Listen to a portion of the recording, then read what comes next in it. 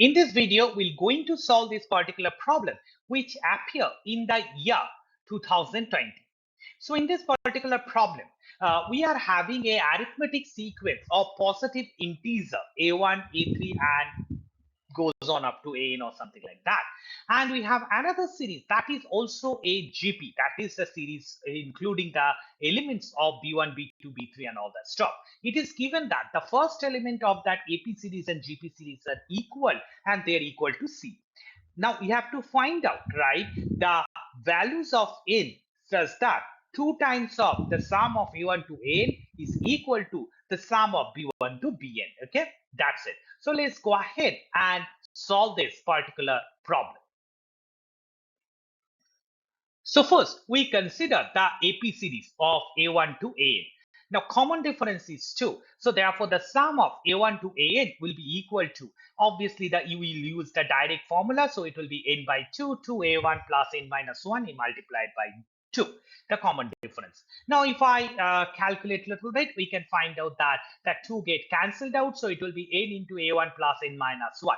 And also now we know that B1 to B3 to Bn are actually the elements in a GP series, and the common ratio here is 2. So therefore, B1 to Bn will be B1 into 2 to the power n minus 1 minus and 2 minus 1. Okay, that's it. So this is a direct formula. So therefore, we can calculate this sum. Now it is given that 2 times of the AP series sum must be equal to the sum of GP series. So we just substitute the appropriate values here, right? That's it. Now here it is given that A1 and B1 are equal and they are equal to C. So let us substitute that A1 equal to C and B1 equal to C. And thus we get a relation. Now we can find out C as a function of N. So let's go ahead. So we just multiply that, then we do the arithmetic calculation and get the value of C. So we obtain the first element. But here it is given that C is also an integer. So as C is an integer, so therefore that 2n square minus 2n divided by the denominator, right, must be greater than equal to 1 and it's an integer. Why it is greater than equal to 1? Because it must be, right, the numerator must be bigger, otherwise we can't get the integer. We'll get always a fraction or decimal kind of thing. So that's the condition. So now we need to find out that value of n so that this condition is satisfied. Okay, that's it. Let's go ahead. So now we decide that C must be an integer, right? Now see here that we need to find out the values of n such that, right, this inequality holds. Now observe that in the denominator of the function that is given as 2 to the 2 by 2 to the power n. So as that particular term is present here, right? So if we try to solve this equation, for example, 2n square minus 2n is greater than equal to 2 to the power n minus 2n minus 1. 2n to n get cancelled. So 2n square is greater than equal to 2 to the power n minus 1. Okay. And now you can see that solving this inequality, right, it's going to be impossible. Okay, like it's in math or anything, nothing is impossible, but based on our knowledge, this is, we'll say it's impossible. Why? Because this equation is called transcendental equation. Okay, transcendental equation. So what is transcendental equation? Transcendental equation means that, right, if I try to apply lot of analytical method, just mean that taking logarithms, squaring up and all those stuff, right? So then we don't get that in an explicit way, right? So that's why for this kind of solution we have to apply the numerical technique, but we don't know any numerical technique currently, right? We'll learn in later stages. Okay, so we'll solve these problems, right, based on a graphical approach. Now here, when we take that, so that's why to draw the graph, we consider the two functions fx and gx. Fx is the numerator and gx is the denominator. So now if we try to plot this function, okay, so that we need to find out that fx by gx, okay, fx and gx. So let's go ahead, right? So here, right, we go ahead and try to plot this to denominator and numerator separately. How we plot it? We plot it by taking the 0, but with the condition that x is greater than 0. Why? Because see that we are mainly looking for the integer values of n, positive integer values of n. Why? N is a number of terms. So that's why what happened in x less than 0, I don't bother about. So that's why we take it in that particular form, that x less than greater than 0. So the zeros of the function, or the roots of the function fx equal to 0 is equal to x equal to 0 and x equal to 1, which is very straightforward. By simple factorization we can obtain.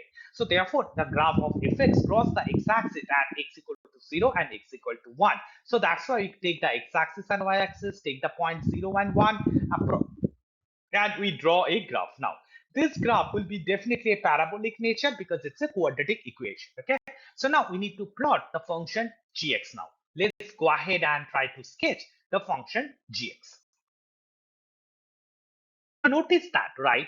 To find the zeros of gx, right? Again, we don't get that solution analytically because it's again that transcendental equation gx equal to 0. But we can observe that if I take substitute x equal to 0, it gives us 0. If I substitute a g2, it's minus 1, and g3 is plus 1. So g2 into g3 are negative. So therefore, there will be definitely a root of this equation in the interval, open interval 2 to 3. So therefore, gx must cross the x-axis at x equal to 0 and in between 2 to 3. Okay, that's it. So therefore, we can sketch the graph. Now notice that, right, here in the function of gx we have 2 to the power x term, right? Now if the x value increases, right, or if that x tends to infinity, right, for the larger values of x, right, we can identify that this value 2 to the power x will approaches to infinity or becoming bigger and bigger, right, much faster, right, than the fx function. Okay, that's very obvious, right? Because fx is 2x square minus 2x, so there will be no exponential kind of growth. It's not be there. But for 2 to the power x, it will be much stiffer, right? Because 2, 4, 8, 16, and so on, it will go on.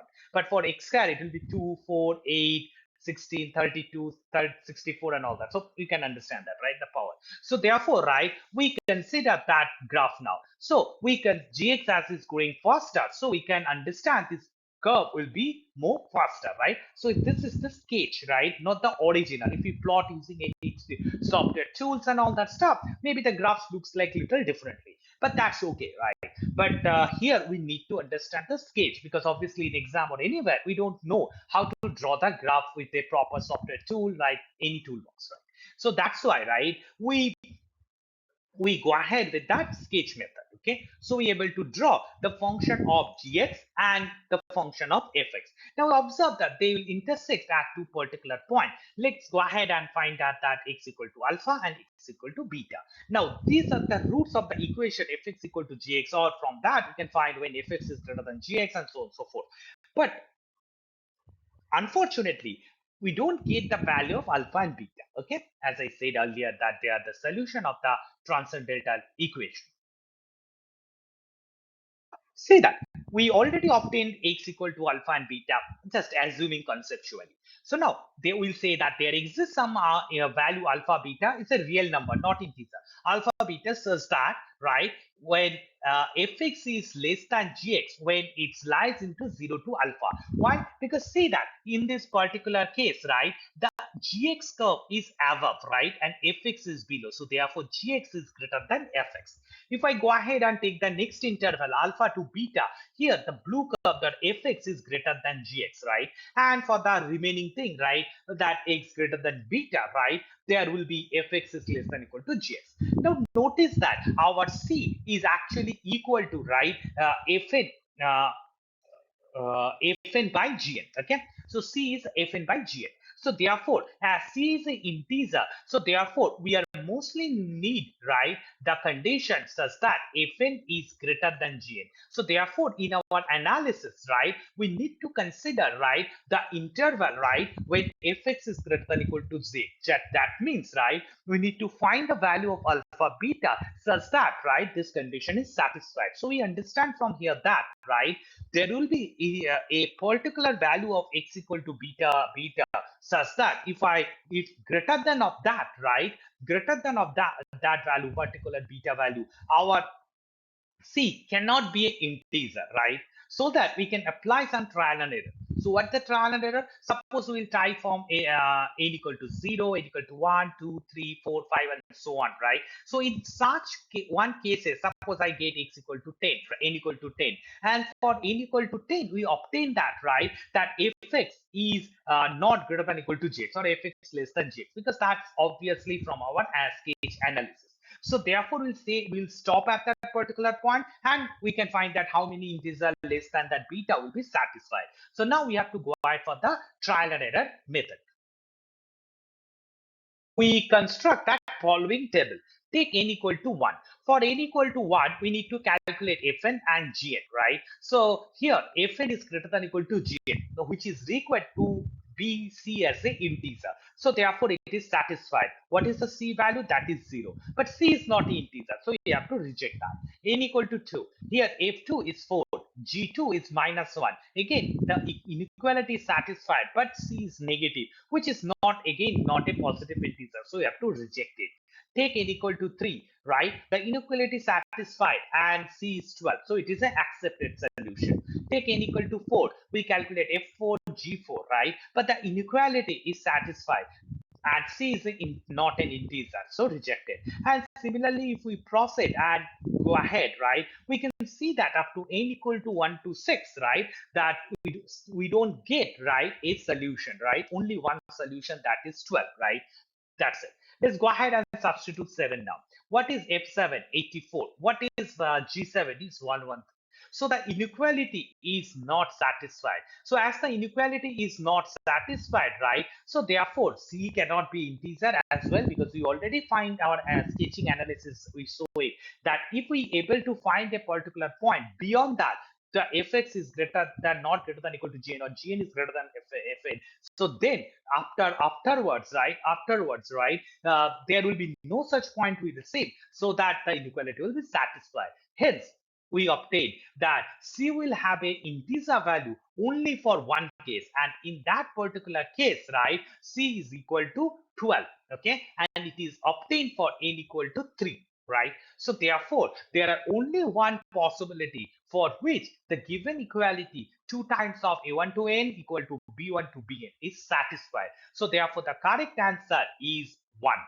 Okay, so one possibility is there, and that's it. So it's not a huge calculation based problem. This is a problem from conceptual basis, that how we understand the graph and how we plot that, right, and that's it. So that's the little bit tricky one, or you can say that advanced level problem. So in this case, right, we don't need much time to solve this problem, only we have to understand the procedure to go ahead. Okay, and that's it. Hope you understood the technique and the method. Thank you.